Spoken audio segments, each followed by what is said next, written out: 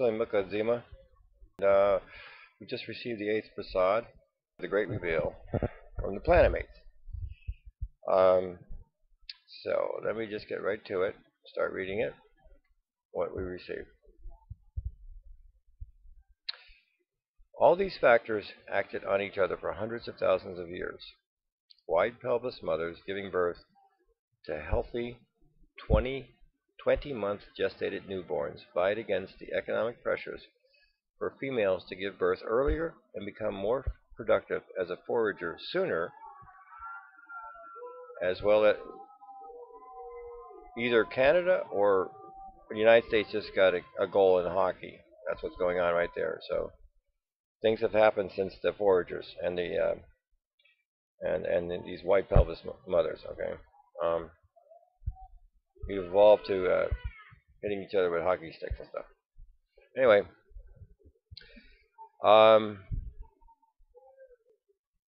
white pelvis mothers giving birth to healthy 20-month gestated newborns vied against the economic pressures for females to give birth earlier and become more productive as a forager sooner, as well as to be bipedal and be able to move, even run, more quickly. So giving birth prematurely and bipedalism had survival advantages. More and more, over a long period of time, the survival advantages won out over healthy, happy newborns and relatively easy, painless births with long gestations and fetuses nurtured near perfectly in the womb by a divinely designed biological process. It is at the point when narrow pelvises, 9-month gestations, birth pain and trauma for mothers and newborns, and dependency on caregivers for survival for the first few years of life became the norm, that you began to be separate from all other Earth citizens and began the process of becoming human. But this early humanoid type was still a far cry from what all Earth beings, humans and non-humans, think of as human today. So, that's the end of the Eighth Prasad. Now I'll try to paraphrase and summarize it. In the Seventh Prasad, they were pointing out that they had pointed out how the creation of the ego occurred, and that the parents or the caretakers were instrumental in creating this ego, and already were also delivery systems for this ego, which they call the perfect diminishment and perfect wrongness of consciousness. And they pointed out that over the course of millions of years, that our predecessors were Earth citizens and planetmates, like the rest of them now today, and that small groups of us began living near swamps and oceans and gathering food in the shallow waters, spending long times that way. They began standing up. It was a benefit to do that. You can go out further, gather more food, and that would give you a survival advantage. So this led to bipedalism on land and in water, but it created narrower pelvic bones and narrower pelvic vaginal openings in females. And that prior to this, standing up, gradually getting narrower pelvic bones, that we were, our females, our predecessor females, were giving birth to what would be approximately 20-month-old newborns based upon the size of the pelvic bones and how big the fetus would be, the newborn would be.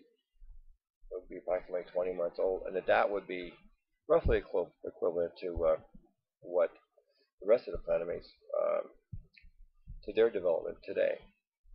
You know, their development is, when they're born, they're functioning at a level somewhat equivalent to what we are at 4 years old. Okay, so now they're continuing in the Eighth Prasad, and they're saying that that over hundreds of thousands of years, these forces of was healthy for a female to give birth to a 20-month-old fetus, 20-month-old newborn. It was healthy for both the fetus, for the newborn, because it would be perfectly nurtured inside the womb for a full 20 months and would come out divinely, divinely nourished, and it would be growing, under a divine biological plan for 20 months. But economically, that wouldn't be good, because the mother would be, for 20 months, would be incapacitated or less able to forage, get food. So that didn't have a survival advantage. So there was an advantage for mothers who gave birth earlier.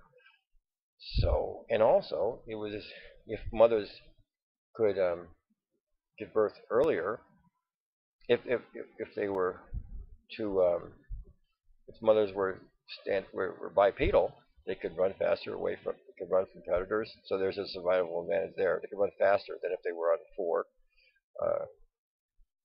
legs. So these survival advantages of bipedalism, they vied against they competed with the fact that there was less pain for the mother and for the newborn at birth. And eventually, the survival advantages of giving birth earlier caused our species to give birth earlier and earlier and earlier until 9 months was the compromise.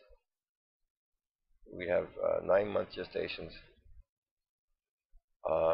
narrow pelvises, and we would have birth pain. We would have birth pain for mothers and for infants, and the newborns, of course, having birth pain would be right at the beginning of their lives, have this twisted consciousness from all this huge amount of pain that they would be forced to deal with, which would be overwhelming. So, so what they're saying, the Planetmates are saying, is that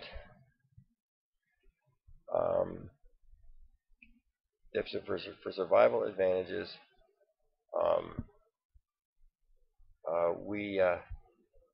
we became crazier, and that this is when we became more human. We became different from all the other species on this planet when at the point when narrow pelvises, 9-month gestations, birth pain and trauma for mothers and newborns, and dependency on caregivers, that's parents or whatever, for survival for the first few years of life, when they became the norm, that's what defines us as being human at the beginning of our humanness. And that's when we became separate from all other Earth citizens. But that they're pointing out that still, even though we began the beginnings of the split from all the other Planetmates at this time, it's still a far cry from what we call human today. Either what we call human or what the Planetmates call human today.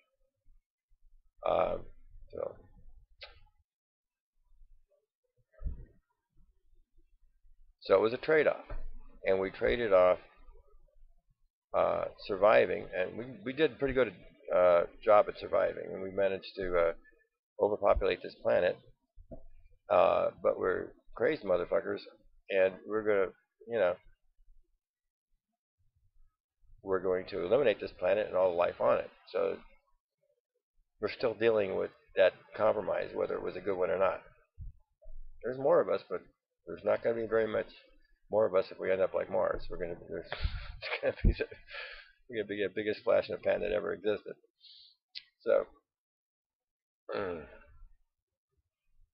compared to other species, we'll have our 10 minutes of fame, and then we'll be gone.